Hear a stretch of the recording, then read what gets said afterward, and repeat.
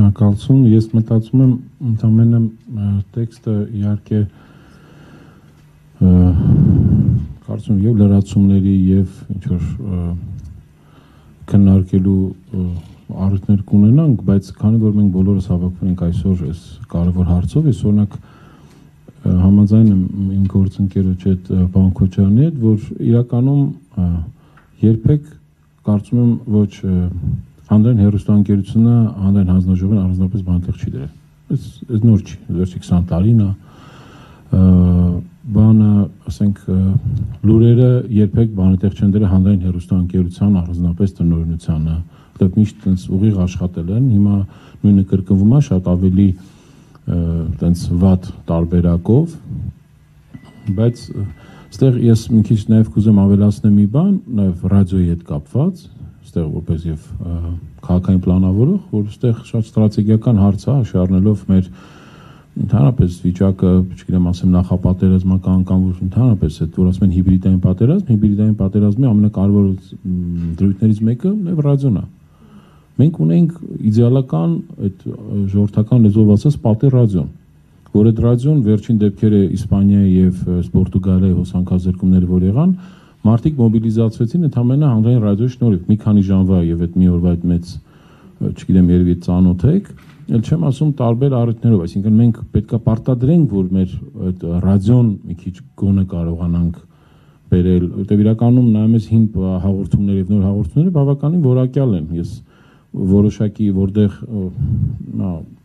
ճակերտավոր ասեմ, որտեղ փող կա, այդ հաղորդումները որտեղ կարող են գովազդ վաճառեն եւ այլն կարողանում են աշխատել, բայց այդ լուրերով իրականում խայտարակություն է, որովհետեւ ես հենց երեք այդ Հովանավանքի այդ խայտարակ դեպքերի հետ կապված ուզում եմ մի օրինակ բերեմ, չգիտեմ եթե հասել եք տեսնենք, ասում է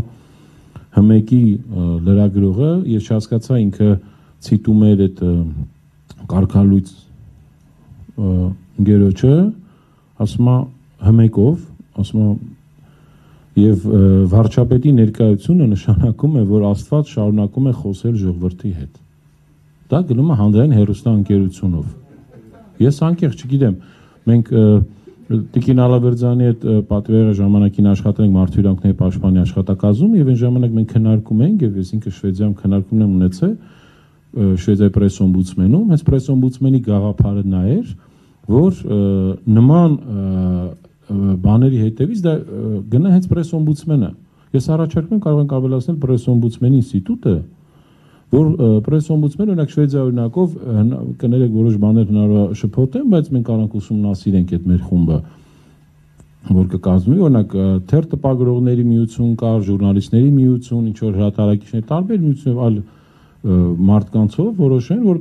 ինչ է մտնում պրես օմբուդսմենի եւ դա նաեւ օրինակ եթե մի падգամավոր ասում է մի լրագրող կամ մի թերթից վիրավորել է, ոչ թե գնա միանգամից վազի գնա դատարան, այլ միանգամից այդ պրես օմբուդսմենի թող դիմեն, եթե պրես օմբուդսմենը տեսնեն չի սպառվել, չի կարողանում, նոր քննարկեն։ Առաջարկներ իհարկե շատ կլինեն, բայց այդ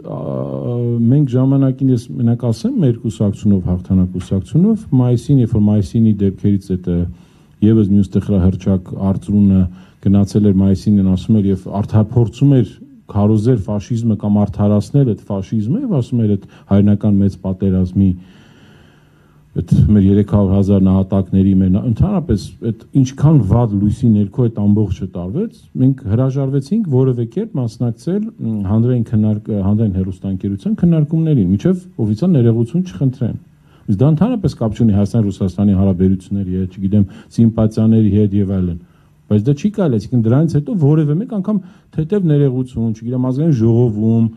այդ վարչապետ, բան, նյուզ նախագահ, ընդհանրապես որևէ մեկը չանդրադարձան այդ հարցին։ Եվ կարծում եմ հանձնաժողովը կարա լինի, ես դեմ չեմ, բայց այստեղ կարծում եմ հանձնաժողովի քանակը այդքան կարևոր չի, ինչքան կարևոր է նաև բացի մեզանից որպես դիտորդներ լինեն, գիտեք, ինչ որ մասնագետներ ցանկալի կներ, երևի թե վճարովի,